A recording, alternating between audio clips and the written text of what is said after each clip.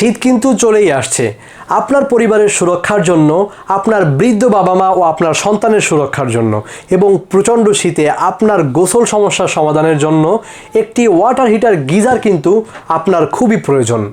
তাই আজকে আমরা ফিটিংস বাজার বিডি থেকে নিয়ে এসেছি একটি দুর্দান্ত ওয়াটার হিটার গিজার, যে গিজারটিতে রয়েছে স্বয়ংক্রিয়ভাবে বন্ধ হওয়ার সুব্যবস্থা।